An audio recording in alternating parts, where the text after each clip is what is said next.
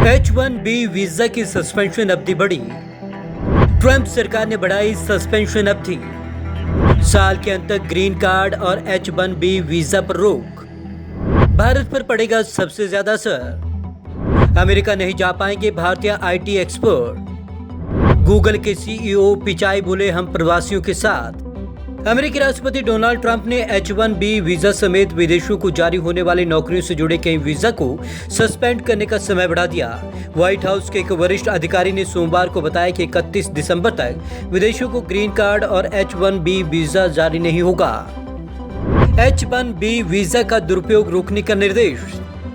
Trump ने H-1B visa का गलत इस्तेमाल रोकने के निर्देश दिए हैं। अगर कोई वीजे से जुड़े नियमों का पालन नहीं करता है तो अमेरिका का लेबर डिपार्टमेंट उसके खिलाफ कार्रवाई करेगा। हालांकि फूड इंडस्ट्री, मेडिकल और कुछ अन्य क्षेत्रों के लिए वीजा जारी करने की मंजूरी दी जा सकती है। इस साल अप्रैल में H-1B वीजा जारी करने की प्रक्रिया 60 दिन के लिए निलंबित की गई थी। बेरोजगारी बढ़ने के कारण लिया गया फैसला। अमेरिका में महामारी के कारण बेरोजगारी दर अचानक बढ़ गई है। इसका असर कम करने और अमेरिकी नागरिकों की नौकरियां बचाने के लिए फैसला किया गया। फिलहाल यह प्रतिबंध अस्थायी है। इस पर आगे कोई फैसला अमेरिका वीजा प्रोसेस में सुधार करने के बाद लिया जाएगा। दूसरे देशों से ट्रांसफर किए जाने वाले कर्मचारियों को जारी होने वाली L1 वीजा पर भी रोक लगाई गई है।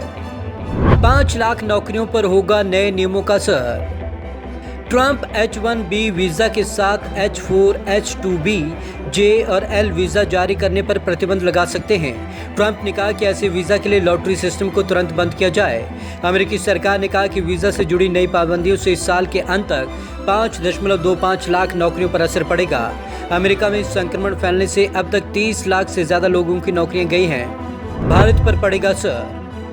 H-2B वीजा को छोड़कर अन्य सभी वीजा के सस्पेंड होने का असर भारतीयों पर पड़ेगा। H-2B वीजा खासतौर पर मैक्सिको के प्रवासियों के काम आता है। अमेरिका में हर साल 10 लाख कर्मचारी दूसरे देशों से आते हैं। अमेरिकी सांसदों ने कहा है कि बेरोजगारी की दर इतनी ज्यादा है कि इन कर्मचारियों को वीजा देने का कोई कारण नहीं है। क्या है H-1B visa? H-1B non immigrant visa है। अमेरिका ज्यादातर आईटी कंपनियां हर साल भारत और चीन जैसे देशों से लाखों कर्मचारियों की नियुक्ति इसी वीजा के जरिए करती है।